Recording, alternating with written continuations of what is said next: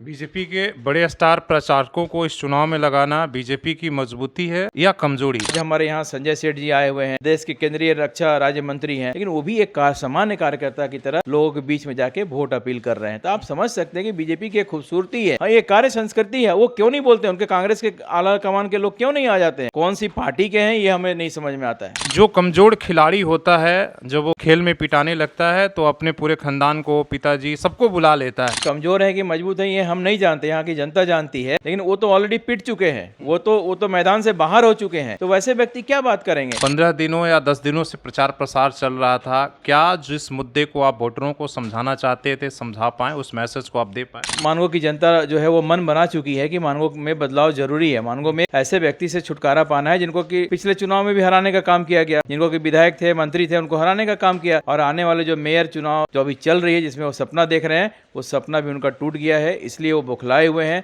गलत आरोप लगा रहे हैं वो। तो ये कहीं ना कहीं से उनकी हार की बौखलाहट उनके चेहरे पे और उनके बातों में सीधी झलक रही है। जो मुद्दों के सहारे कि भाई बीजेपी के पक्ष में, संध्या सिंह के पक्ष में जो समर्थन मिले, वो कौन सा ऐसे मुद्दा रहे जो लगता है कि ग्राउंड पर काम करे? किसी भी बस्ती की स्थिति देख के आपको लगी कि यहाँ पे काम, विकास का कुछ काम हुआ है? आज के इस दौर में भी जब हम चल रहे हैं, इस शताब्दी में चल रहे हैं, जब हम हमारे देश के यशस्वी प्रधानमंत्री कह रहे हैं कि हम हमेशा बोल रहे हैं कि हम लोग देश को विकसित करेंगे 2047 में, लेकिन ये झारखंड में जो जेएमएम और कांग्रेस की सरकार है, आज के समय में भी शहर के बीचों बीच पानी देने में नाकाम है, पेयजल पानी देने में। तो आप समझ सकते हैं कि झारखंड कितना पिछड़ चुका है। की लड़ाई अब अंतिम में क्या लग रहा है, किससे है? किसी से हम तुलना ही नहीं कर सकते। हमारी लड़ाई जो जनता ने निर्णय ऑलरेडी कर दिया है, जनता एक निर्णायक मोड़ पे पहुंच चुकी है, जनता ने मन बना लिया है। ये इसका रिजल्ट आपको 27 तारीख को पता चलेगा कि जनता ने कितना बड़ा जन समर्थन संध्या जी को दिया है, कमरे छाप पे मोहर लगा के। नमस्कार, सोशल संवाद में स्वागत है। हम लोग मानगो नगर निगम इस चुनाव के अब अंतिम ओवर में पहुंच गए हैं और कुछ ही घंटे और बचे हैं प्रचार प्रसार के। हमारे साथ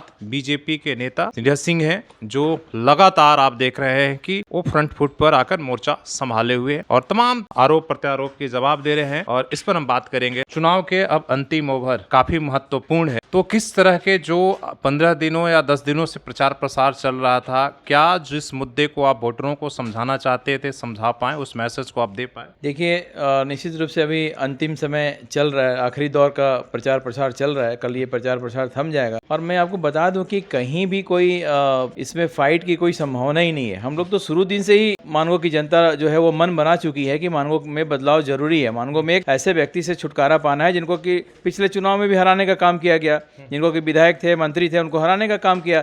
तो आप खुद ही सोचिए, एक पत्रकार हैं कि अभी अभी उनकी हार हुई है, फिर से उनको जनता कहां से बिठाएगी? तो वो तो हार चुके हैं, पहले ही हार चुके हैं, जनता ने उनको नकार दिया है। और आने वाले जो मेयर चुनाव जो अभी चल रही है, जिसमें वो सपना देख रहे हैं, वो सपना भी उनका टूट गया है। इसलिए वो बौखलाए हुए हैं, गलत आरोप लगा रहे हैं वो। तो ये कहीं ना कहीं से उनकी हार की बौखलाहट उनके चेहरे पे और उनके बातों में सीधी झलक रही।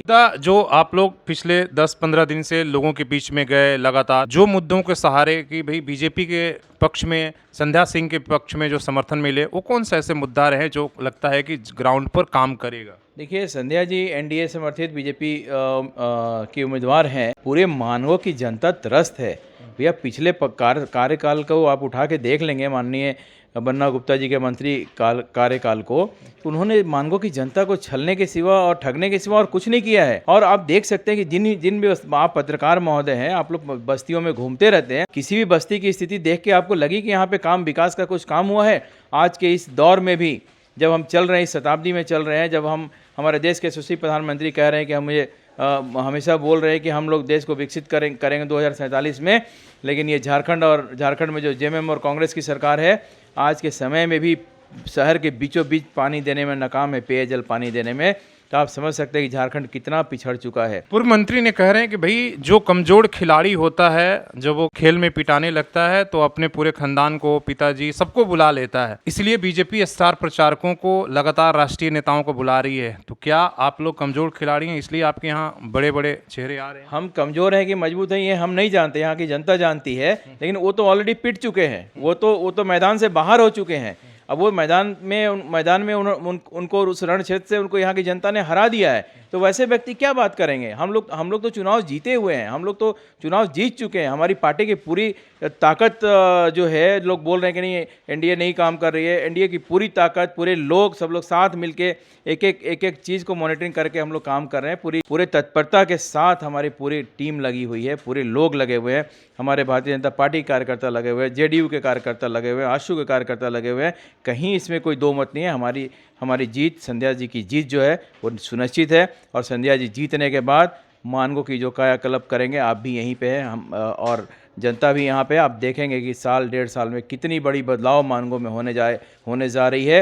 एक डिटेल प्रोजेक्ट रिपोर्ट बना के मानगो के ऊपर हम लोग काम करने का काम करेंगे, और सिर्फ विकास की बात करेंगे और किसी तरह की बात नहीं करेंगे। सबसे पहले हमारा उद्देश्य रहेगा संध्या जी का कि मानगो का विकास करना। बीजेपी के बड़े स्टार प्रचारकों को इस चुनाव में लगाना बीजेपी की मजबूती है या कमजोरी? देखिए, बीजेपी विश्व की सबसे बड़ी पार्टी है, और कोई भी चुनाव होता है बीजेपी में कोई बड़ा छोटा नहीं होता है। बीजेपी की एक बहुत बड़ी खूबसूरती होती है कि बीजेपी में कोई बड़ा छोटा नहीं बोला जाता। पद से कोई वो आज हमारे यहाँ संजय सेठ जी आए हुए हैं, देश के केंद्रीय रक्षा राज्य मंत्री हैं, लेकिन वो भी एक सामान्य कार्यकर्ता की तरह लोगों के बीच में जाके वोट अपील कर रहे हैं। तो आप समझ सकते हैं कि बीजेपी की एक खूबसूरती है। हाँ, ये कार्य संस्कृति है। वो क्यों नहीं बोलते, उनके कांग्रेस के आला कमान के लोग क्यों नहीं आ जाते हैं? वो तो यहाँ तक कि कांग्रेस के पंजा को भी दिखाने में डर रहे हैं। कहीं भी आपने देखा है, पिछले चुनाव में भी, विधानसभा चुनाव में भी उन्होंने कभी भी पंजे का प्रयोग नहीं किया। तो वो कौन सी पार्टी के हैं, ये हमें नहीं समझ में आता है। तो आपकी लड़ाई अब अंतिम में क्या लग रहा है,